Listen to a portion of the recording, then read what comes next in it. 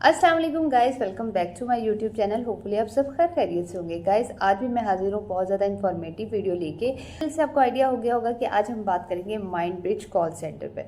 Guys mind bridge call centre पे मैंने already एक काफ़ी डिटेल में वीडियो बनाई थी, अनफॉर्चुनेटली डिलीट हो गई, तो इसीलिए मैंने सोचा क्यों ना मैं उस पर दोबारा डिटेलिंग वीडियो बनाऊं, लेकिन न्यू अपडेट्स के साथ। ठीक है जी। तो गाइज ये वीडियो बहुत ज़्यादा इन्फॉर्मेटिव होने वाली है, लेकिन ज़रूरी ये है कि आपने इस वीडियो को देखना है एंड तक। तो चलें गाइज आज की इन्फॉर्मेटिव वीडियो को जल्दी से कर देते हैं स्टार्ट। गाइज हम इसमें सब कुछ कवर करेंगे कि हायरिंग प्रोसेस कैसे होता है, ठीक है, इंटरव्यू में क्या पूछते हैं और एज लिमिट क्या है, अदर फैसिलिटीज़ क्या है, कौन कौन सी कैंपेन्स रन कर रही हैं और सैलरी पैकेज क्या है। सबसे पहले हम बात करते हैं कि अप्लाई कैसे करें, ठीक है, वहाँ पे हमने जाना कैसे है, सारी उस पर हम बात करते हैं। तो गाइज ऐसे होता है कि आप इनकी वेबसाइट पे ऑनलाइन भी अप्लाई कर सकते हैं, लेकिन बेहतर ये होता है कि आप फिजिकली वहाँ जाकर अपनी सीवी और अपना आईडी कार्ड लेके वहाँ जाएं। माइंड ब्रिज की जो बिल्डिंग है वहाँ जाएं। मैं आपको बताऊंगी कि लाहौर में कितनी ब्रांचेस हैं और क्या लोकेशन है। अब आप गाइज आपने जाना है माइंड ब्रिज कॉल सेंटर। आप वहाँ गए, आपने अपने साथ लेके जानी है एक अदद सीवी और शनाख्ती कार्ड। आपको वो स्टार्ट में ही आपका पहले वो शनाख्ती कार्ड और आपकी सीवी देखेंगे, देन वो आपसे नीचे जो फर्स्ट फ्लोर है वहाँ पे आपका फॉर्म सबमिट कर लेंगे और आपको बोलेंगे कि आप एचआर डिपार्टमेंट में चले जाएं, वहाँ आपका इंटरव्यू कंडक्ट कर लिया जाएगा। वहाँ बहुत सारे और भी लोग बैठे होंगे, आप भी थोड़ा सा वेट कर लीजिएगा। जब आपकी बारी आएगी आप जाएंगे इंटरव्यू के लिए, तो वो आपसे इंटरव्यू करेंगे। अब गाइस ऐसे है कि इंटरव्यू में आपने क्या करना है, पहली बात ये कि आपने इंटरव्यू को बिल्कुल कॉन्फिडेंस के साथ देना है। ठीक है, इंटरव्यू में क्या क्वेश्चन पूछते हैं, कोई इतनी ज़्यादा रॉकेट साइंस नहीं होती। सबसे पहले वो आपसे यही पूछेंगे कि इंट्रोड्यूस योर सेल्फ, देन उसके बाद आपसे पूछ सकते हैं कि अगर आपको कॉल ऐसी आ जाए जो स्ट्रेसफुल हो या जो आपको पैनिक कर दे तो आप उसको कैसे टैकल करेंगे। ठीक है, इस तरह के आपके क्वेश्चन आपसे पूछे जाएंगे। अब गाइज ऐसे होता है कि दो तरह की कैंपेन्स होती हैं, एक होती है डोमेस्टिक और इंटरनेशनल। माइंड ब्रिज में भी ऐसे ही है। आप अगर इंटरव्यू देते हैं उर्दू में, ठीक है, आप वहाँ पे इंटरव्यू के दौरान उर्दू ज़्यादा बोलते हैं, तो उनको आइडिया हो जाएगा कि ये सूटेबल है डोमेस्टिक कैंपेन के लिए। और अगर आप वाकई इंटरनेशनल के लिए अप्लाई करना चाहते हैं तो फिर आपकी इंग्लिश का अच्छा होना बहुत ज़रूरी है। इसमें ये है माइंड ब्रिज की जो इंटरनेशनल कैंपेन है उसके लिए इंग्लिश का अच्छा होना तो ज़रूरी है, लेकिन बहुत ज़्यादा अच्छा होना ज़रूरी नहीं है। यानी कि अगर आपको फ्लुएंसी थोड़ी आपकी कम भी है तो चल जाएगा, लेकिन जो आईबेक्स है उसमें वो फ्लुएंसी पूरी मांगते हैं कि मतलब मैंने जैसे आपको बताया था कि आईबेक्स में ये होता है कि फ्लुएंसी पे वो कहते हैं कि कोई कंप्रोमाइज़ नहीं, आपने टोटली इंग्लिश बोलनी है।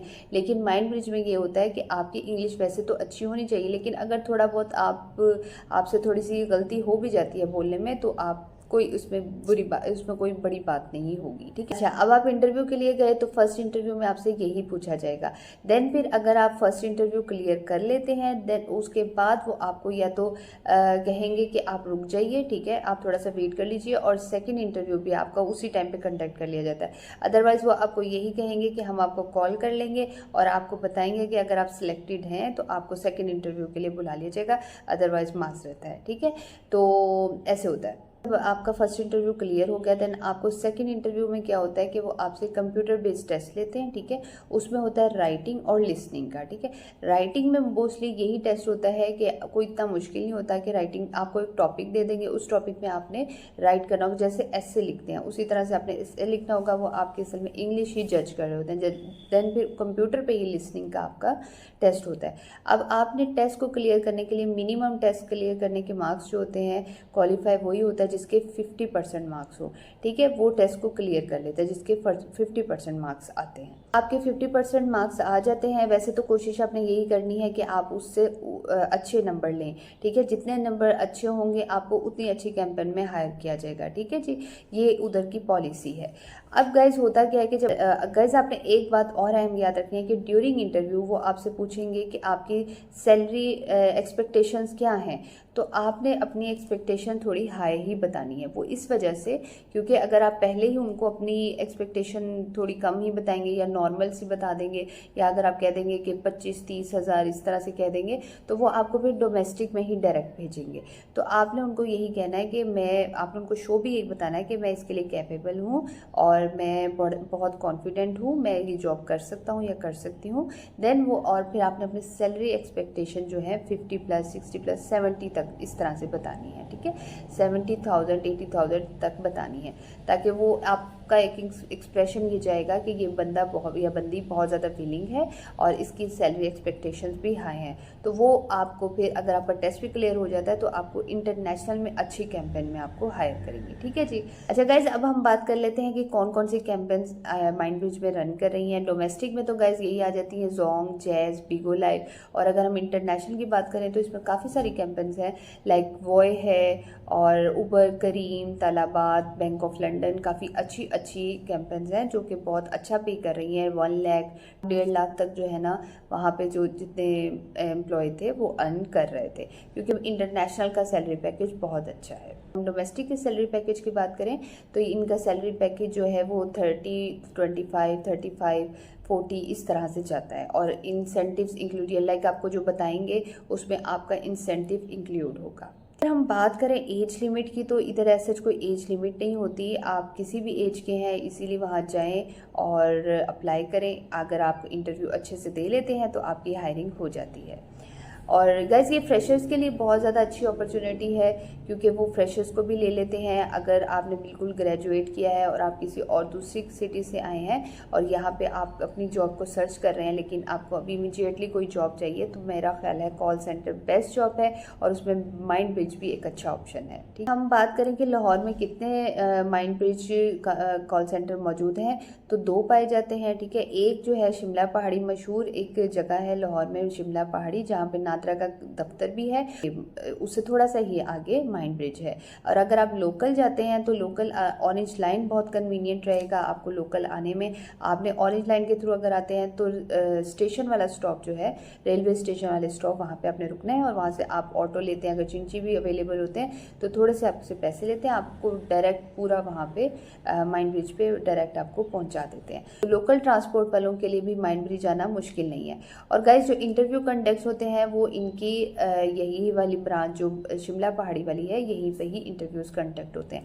और सेकंड ब्रांच जो है वो कोट लखपत पर है, कोट लख जो लाहौर में मौजूद है एरिया, वहाँ पर सेकंड ब्रांच इनकी होती है। ओके गाइज, अब ऐसे है कि आपने इंटरव्यू दिया और आपका अगर इंटरव्यू क्लियर हो जाता है तब बारी आती है ट्रेनिंग की। अब ट्रेनिंग में क्या होता है? ट्रेनिंग में ये होता है कि आपकी ट्रेनिंग ऑलमोस्ट ये लेके जाते हैं कोई 3 से 4 वीक्स तक लेके जाते हैं, लेकिन ट्रेनिंग के दौरान वो आपको बहुत अच्छा सिखा ज़रूर देते हैं, क्योंकि वहाँ पे सारे ट्रेनिंग जितने भी होते हैं आप बहुत अच्छे से गाइड करते हैं और आपको A to Z सब चीज़ें सिखाते हैं जो कि आपने फ्लोर पे जाके काम करना होता है, उसके बारे में आपको ट्रेनिंग के दौरान वो सब कुछ सिखा देते हैं। और फिर नेस्टिंग पीरियड भी होता है, नेस्टिंग का भी इनका 1 वीक तक जाता है। और इस तरह से इनकी ट्रेनिंग के दौरान आप ये कह सकते हैं कि बहुत अच्छी ट्रेनिंग देते हैं। ठीक है जी। अच्छा, अब बात कर लेते हैं कि ट्रेनिंग के दौरान जो ट्रेनिंग का दौरानिया है, यानी 3 से 4 वीक्स का ट्रेनिंग है, वो पेड है या नहीं है, इस पे हम बात कर लेते हैं। अब गाइस ऐसे होता है कि ट्रेनिंग की जो है ना, ट्रेनिंग जो है इनकी हाफ पेड होती है। हाफ पेड इस तरह से होती है, लाइक जो आपकी सैलरी है ना, अगर आपको सैलरी पैकेज उन्होंने बताया है 60,000, ठीक है, इंक्लूड उसमें इंसेंटिव है, और या अगर आपको 90,000 बताया तो उसमें आपका इंसेंटिव इंक्लूड है, तो जो उसका हाफ होगा, उसकी जो बेसिक है ना, लाइक अगर उसके बेसिक जो है 50,000 है तो उसका हाफ आपको ड्यूरिंग ट्रेनिंग मिलेगा। ट्रेनिंग आपकी कंप्लीट हो जाती है तो आपको फुल सैलरी ही मिलती है, और सैलरी देने में ये कोई मसला नहीं होता। आपको जो डेट दी जाती है सैलरी की तो वो आपके बैंक में ट्रांसफ़र कर दी जाती है, तो सैलरी देने में कोई किसी किस्म के मसले मसाइल का सामना नहीं करना पड़ता। ऐसे है कि इनका सैलरी पैकेज तो बहुत अच्छा होता है, स्पेशली इंटरनेशनल का 1 लाख और 1 लाख से क्रॉस इजीली कर जाते हैं। जितने भी लोग वहाँ पे स्ट्रगलर होते हैं, ये जो काम सीख जाते हैं, उनके लिए वहाँ पर अर्निंग करना ईजी हो जाता है। लेकिन होता क्या है कि सैलरी इस तरह से 1 लाख से अबव लेने के लिए ज़रूरी ये है कि आप उनकी कुछ रूल्स एंड पॉलिसी होते हैं, उनको ज़रूर आपने फॉलो करना होता है। लाइक एक तो वो आपकी अटेंडेंस देख रहे होते हैं, ठीक है, अटेंडेंस भी आपकी चेक होती है, प्लस ये कि आपका टाइमिंग आपकी चेक हो रही होती है कि लेट तो नहीं है, क्योंकि वहाँ पर अगर 1 मिनट भी लेट हो जाए तो आपकी सैलरी डिडक्ट हो जाती है। तो आपने इस चीज़ का भी ख्याल रखना है कि सैलरी अच्छी लेने के लिए एक तो आपको पंक्चुअल होना ज़रूरी है और आपने छुट्टी नहीं करनी। दूसरा ये कि इनके कुछ SOPs होते हैं, उनको भी फॉलो करना होता है, और क्वालिटी को भी आपने मेंटेन रखना होता है। ये सब चीज़ें करते हैं तो आपको अच्छी सैलरी पैकेज मिल जाता है। और अच्छा, अब अगर हम बात कर लें कि शिफ्ट्स की टाइमिंग क्या है, तो गाइस इधर मॉर्निंग शिफ्ट भी है, इवनिंग भी है और नाइट शिफ्ट भी है। और जो इंटरनेशनल है वो मोस्टली नाइट में होती है, कुछ कुछ ऐसी होती हैं जो कि मॉर्निंग में होती है, लेकिन ज़्यादातर इवनिंग में ही होती है। और अब टाइमिंग क्या है, वर्किंग आवर्स क्या है, तो वर्किंग आवर्स जो है 9 आवर्स है और 1 आवर्स जो है ब्रेक के होते हैं। तो 9 आवर्स काफ़ी, मतलब टोटल आपके मिला के 10 आवर्स बन जाते हैं। 10 आवर्स की ड्यूटी होती है। कर लेते हैं अदर फैसिलिटीज़ की। तो अदर फैसिलिटीज़ गैस ऐसे कोई ये नहीं देते आपको, ठीक है। आपकी जो तनख्वाह है वही आपको, अगर आप अच्छी अचीव कर लेते हैं तो वो ही होती है, लेकिन इसके अलावा ट्रांसपोर्ट और इस तरह की फैसिलिटीज़ माइंडब्रिज नहीं देता। बात आती है मेरे अपने एक्सपीरियंस की। मैं आपके साथ अपना एक्सपीरियंस ज़रूर शेयर करूँगी क्योंकि मैंने माइंडब्रिज पे जॉब की हुई है, तो मैं अपना एक्सपीरियंस आपको ज़रूर बताऊँगी। अच्छा गाइज, इधर ऐसे होता है कि जो चीज़ें मैंने नोट की, environment wise as a female बिल्कुल सेफ एंड साउंड है, मैनेजमेंट भी अच्छी है, इंतज़ामिया सब चीज़ें, हर चीज़ें ऑर्गेनाइज्ड हैं और डिसिप्लिन बहुत ज़्यादा है। इसके लिए इन्वायरमेंट भी बिल्कुल सेफ़ है। तो ऐसा इस तरह का तो कोई मसला मसाइल नहीं है। लेकिन हम अगर बात करें कि सैलरी अपनी पूरी गेन करने की, यानी अगर आप सैलरी अपनी पूरी अचीव करना चाहते हैं तो ये थोड़ा सा एक मुश्किल टास्क होता है। क्यों?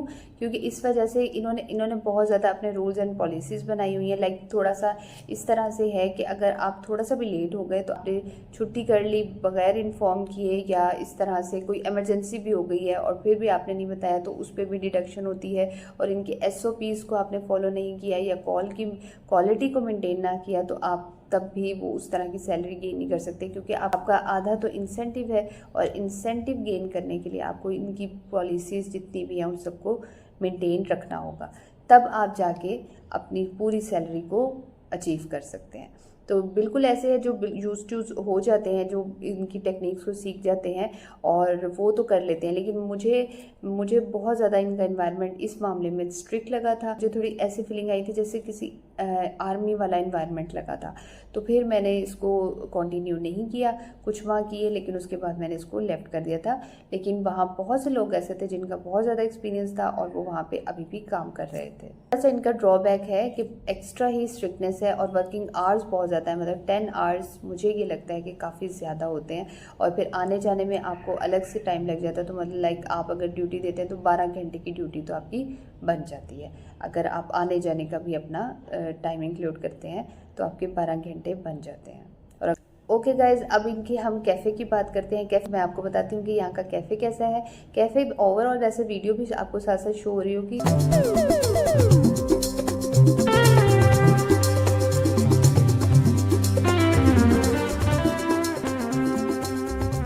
ओवरऑल तो वैसे तो अच्छा कैफ़े है, लेकिन ये है कि खाने पीने की थोड़ी सी मुझे ये लगता है कि इतनी क्वालिटी नहीं है जैसे कि आईबेक्स में थी, और चाय भी यहाँ पर फ्री नहीं है जैसे आईबेक्स में थी। माइंडब्रिज की जो बिल्डिंग है उसके बिल्कुल सामने पूरी एक फूड स्ट्रीट बनी हुई है। आप वहाँ जाके अपना ब्रेक टाइम पे इजीली खाने पीने खा सकते हैं। वहाँ अच्छे खाने पीने बन रहे होते हैं।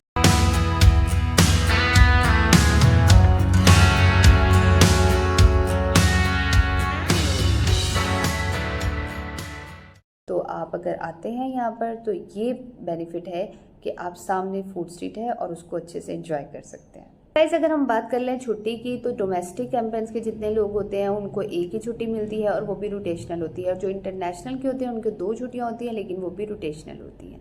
ठीक है जी, यानी इनका नया स्केजुअल वो अपना बनाते हैं हर वीक का, और उसमें वो आपको बताते हैं कि आपकी छुट्टी कौन सी बनती है।